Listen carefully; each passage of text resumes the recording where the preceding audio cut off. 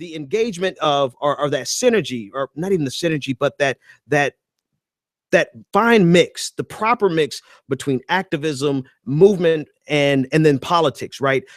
Because it seems like we, to a certain extent, the more progressive people tend to neglect that political component. We are activists by nature. There are movements that have survived the DLC, that have just survived the shift to the right that the Democratic Party. There are a lot of there's so much activism and grassroots movements that have survived all that.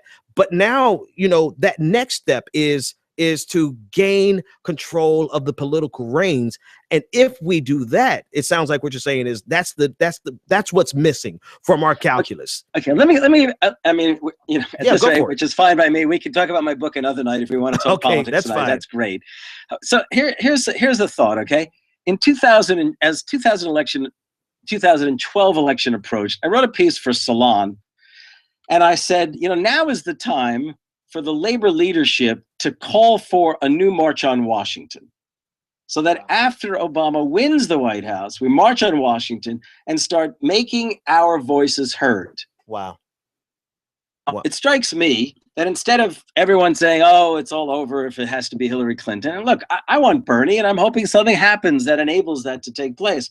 But even if Bernie wins, Bernie doesn't promise us that he's going to make things happen. He says anything that happens is going to depend on Americans standing up, stepping forth. Absolutely. Well, similarly, if Hillary Clinton wins or Bernie Sanders wins, I say we need a march on Washington with the idea of a celebration of democracy, and in which these diverse movements, which are plentiful, Fight for 15, Black Lives Matter, Moral Monday, the anti-fracking movement, there's a shared purpose in all of this. And the shared purpose in all of this is to redeem America and build a new America. Right. And whether it's Bernie or Hillary, we still have to do it.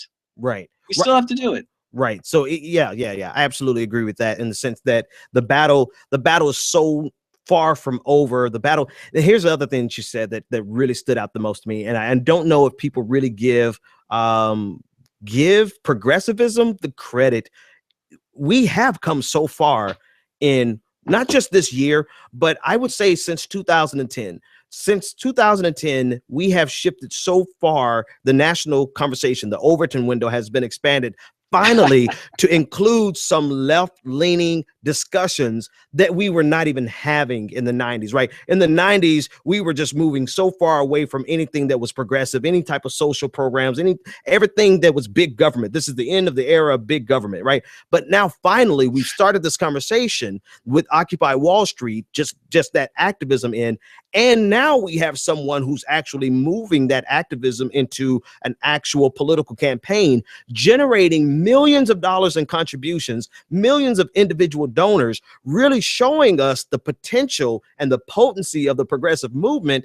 And I feel like that some people are simply going to walk away from this, when this is the time for us to double down, in my opinion. What do you think? I mean, if we, it's like one of these things staring us in the face. Yeah. I mean, staring us in the face. A year ago, who would have fantasized that Bernie Sanders was the most liked politician in America in the year ahead?